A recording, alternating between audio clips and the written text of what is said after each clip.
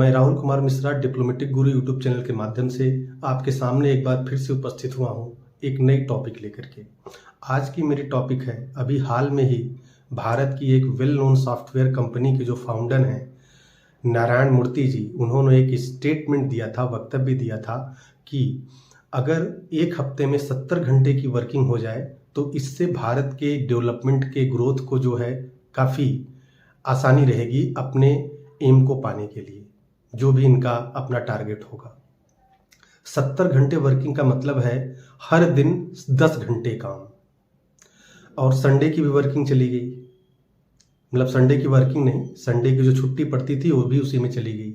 और अगर हम संडे की वर्किंग कर भी लेते हैं, वीकली छुट्टी कर भी लेते हैं, तो डेली के 1-1.5 घंटे और ऐड कर लीजिए, मतलब डेली का लगभग 11 से 12 घंटे की वर्किंग हो जाएगी। 24 घंटे होते हैं तो आधा दिन तो वर्किंग में ही चला गया, आधा दिन 24 में से लगभग 11-12 घंटे।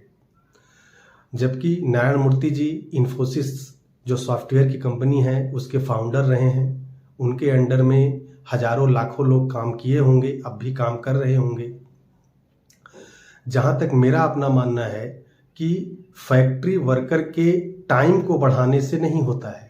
अगर किसी भी कंपनी की या किसी भी देश की अगर रिसर्च एंड डेवलपमेंट अच्छा रहेगा, अगर वहाँ की R&D अच्छी रहेगी, तो फैक्ट्री वर्कर को अपने कार्य के घंटे बढ़ाने की ज़रूरत नहीं पड़ेगी। तो हमें इस बात पर ध्यान रखने की ज़रूरत है कि प्रोडक्शन के अंदर नई टेक्नोलॉजी को हम जो है एक्सेप्ट करें और R&D के माध्यम से नई नई चीज़ों को लाने की कोशिश करें, ताकि प्रोडक्शन को कम समय में कम ह्यूमन रिसोर्स से जो है ज़्यादा किया जा सके। अब जो नारायण मूर्ति जी हैं वे ऋषि सुनक के जो हैं ससुर जी हैं, और ऋषि सुनक इंग्लैंड के प्रधानमंत्री हैं। जैसा कि हम सभी लोग जानते हैं कि एक ज़माने में जो है इंग्लैंड के राज्य में कभी सूर्य अस्त ही नहीं होता था, मतलब उसने इंग्लैंड ने दुनिया के इतने देशों को अपना गुलाम बना रखा था, अपना उपनिवेश बना रखा था, अपनी कॉलोनी बना रखी थी कि वहां पर उसके राज्य में कभी सूर्य अस्त ही नहीं होता था। तो वह उन देशों से कच्चा माल लेता था, जैसे भारत में वो नील की खेती करवाता था, तो उस कच्चे माल को इंग्लैंड ले जाया जाता था और वहां पर इंडस्ट्री होती थी और उसको जो है उसका फिनिश्ड गुड पक्का माल बना करके दुनिया में बेचा जाता था। तो वहां पर भी जब इंडस्ट्री की शुरुआत हुई 15वीं-16वीं शताब्दी में, तो वहां पर वर्करों के कार्य के घंटे 16-16 घंटे हुआ करते थे, लेकिन फिर धीरे धीरे उनकी स्थिति में सुधार हुआ। आज पूरी दुनिया में एक हफ्ते में अधिकतम 48 घंटे ही वर्किंग है, केवल 48 घंटे।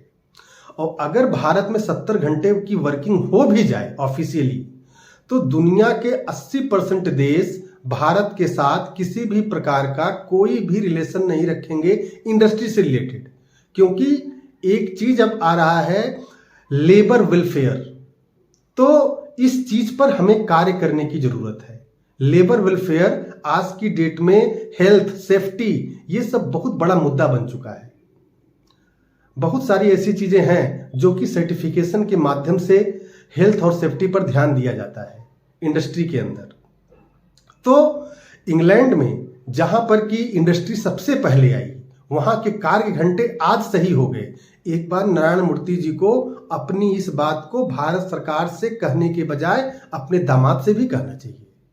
क्या इनके जो दामाद हैं, क्या उनकी बात से कभी एग्री करेंगे? मैं ये नहीं कह रहा कि किसी भी व्यक्ति को अपनी मिली हुए काम में कोई कोताही बरतनी चाहिए, काम करना चाहिए, लेकिन अगर हमारी R&D अच्छी रहेगी तो हमारे जो वर्कर रहेंगे, लेबरर रहेंगे, वे आराम भी कर लेंगे और आउटपुट भी अच्छा देंगे। और इसी तरह से पूरी दुनिया में जो है इंडस्ट्री, चाहे जहां में, चाहे चाइना में हो, चाहे US में हो, या चाहे अफ्रीकन कंट्री में आजकल लग रही है ज़्यादातर, क्योंकि वहां लेबर चाइना से भी सस्ता है, इंडिया से भी सस्ता है। तो हमें पहले देखना है एम्प्लॉय वेलफेयर को। अगर हमारा एम्प्लॉय संतुष्ट रहेगा, कार्य के घंटे से संतुष्ट रहेगा, तो अच्छा काम करके देगा। और हमें कार्य के घंटे बढ़ाने की जरूरत नहीं है, हमें कार्य के घंटे बढ़ाने से ज्यादा महत्वपूर्ण है कि हम नई टेक्नोलॉजी लेकर के आए, अपनी R&D की टीम को, रिसर्च एंड डेवलपमेंट